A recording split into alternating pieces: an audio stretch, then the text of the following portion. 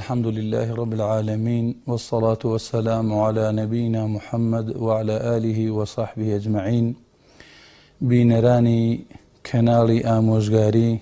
پێخۆشحاڵین لە خزمەت جەنابتانە باسی بابەتێکی هەستیار و گرنگ بکەین لە ژیانی ئێمەی موسڵماندا. شکوکمان نییە موسڵمانانی خۆشەویست کە برایەتی نیعمەتێکە لە نیعمەتەکانی خوای گەورە و میهرەبان، فەضائیلی گەلێ زۆرە، گەلێ نیعمەتێکە شەرعی متەهەری ئێمە زۆر بایخی بە نیعمەتی برایەتی داوە. جا نیعمەتی برایەتی زۆر باس کراوە و ئەو مامۆستایانە و ئەو دوعاتانە زۆر باسییان کردووە کە نیعمەتی و چاکەی و فەضلی برایەتی چەند چاکە. من حەزەکەم لەم بابەتەیە باسی مفسیدات الأخوة بکەم، ئەو کارانەی کە چەند هۆکارێک باس ئەکەین کە ئەبێتە مایەی ئەوەی برایەتی نایە لێ و برایەتی تێک ئەدا. ئەمەش بۆ ئێوە باسی ئەکەین نەک بۆ ئەوەی بیکەین، وەکو حودەیفە ڕەزا و ڕەحمەتی خوای لێبێ ئەی فەرموو خەڵکی كان الناس يسألون رسول الله صلى الله عليه وسلم عن الخير وكنت أسأله عن الشر مخافة أن يدركني. خەڵکی باسی پرسیارە پێغەمبەر ئەکرد سەڵات و سڵامی خوا لە پێغەمبەر بێت، باسی چاکیان و خێریان ئەکرد لە پێغەمبەر صلی الله عليه وسلم، مەڵام من باسی شەڕم ئەکرد بۆ ئەوەی تێی نەکەوم. وەکو شعرەکە فەرمێ عرفت الشر لا للشر لكن لتوقيه فمن لم يعرف الشر من الخير وقع فيه. من حذيفة فەرمێ باسی شەڕم ئەکرد، پرسیاری شەڕم ئەکرد لە پێغەمبەر صلی الله عليه وسلم بۆ ئەوەی نەکەومە ناویەوە. ئێمەش باسی مفسیداتی برایەتیەکەین، ئەوەی کابێتە مایەی برایەتی لە بین مسلمانان تێکەدا و نامێنێ. باس ئەوە ئەکەین، چەند خاڵێک باسەکەین بە عوجالە و بەکەم بۆ ئەوەی تیشکێک بخەینە سەر چەند خاڵێک بۆ ئەوەی ئێمەش و مسلمانانی برامان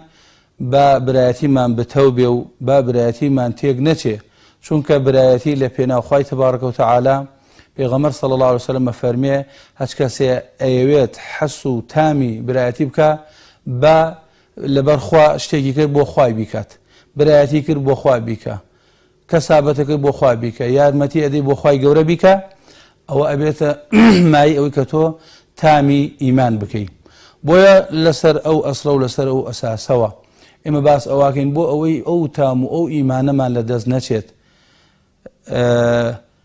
باسی مفسیداتی الأخوة ئەکەین، یعنی ئەو کارانی کە دەستە بەری بکە ئینسانی مسلمان تووشی ئەوە ئەبێت کە برایەتی و براکانی لە دەست ئەدا. یەکێ لەوانە برود العاطفة، یعنی تۆ کەسێک بە بارد مەبە، ینی سارد دەبێ، بە عاتیفە سۆزە خۆشەویستیت، با سارد و سڕ نەبی، کەسێکی سارد و سڕ مەبە، چونکە شک و گومانی ئەو کەسەی کەوا عاتیفە و سۆزی زۆرە لەگەڵ خەڵکیە، خەڵکیە زۆر خۆشی و خەڵک لە دەوری کۆی ئەبێتەوە. پێغەمبەر صلی الله عليه وسلم بە عەلی فەرموو، عەلی ڕەزای خوای لێبێ، با تۆ یعنی قسەکردن و دەموچاوت تۆ ناتوانانی بە ماڵەکەت هەموو ئەو خەڵکە لە خۆت ڕازی بکەیت و خەڵک لە خۆت کۆ بکەیت، بەڵام ئەتوانی بە عاتیفە و بە ڕوویە خۆش و جوانەوە لەگەڵ ئەو خەڵکەیە بیت، ئەو خەڵکە تۆیان خۆش ئەوێت،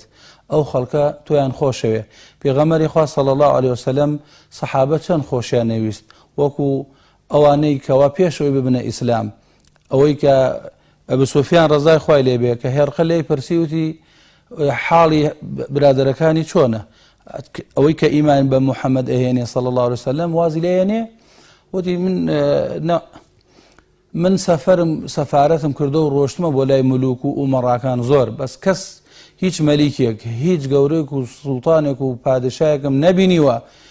وەکو محەممەد و ئەسحابی محەممەد، نەمبینیوە هیچ سوڵتانێک ئاوا خزمەت و ئاوا خۆشیان بێ و یعنی دەور و بەرەکەی وەکو محەممەد صلی الله عليه وسلم. خۆ پێغەمبەر صلی الله عليه وسلم لە کەس تووڕە نەبوو، لە کەسی نادا و بە زەبری شمشێر و بە زەبری زۆرداری نەبوو ئەو خۆشەویستیە، لە ناو دڵیانەوە خۆشیان ئەویست، بۆ لەبەرەوەی عاتیفە و سۆز و خۆشەویستی پێغەمبەر صلی الله عليه وسلم زۆر گەرم بوو، سارد و سڕ نەبوو، إنساني وهي خاصة أما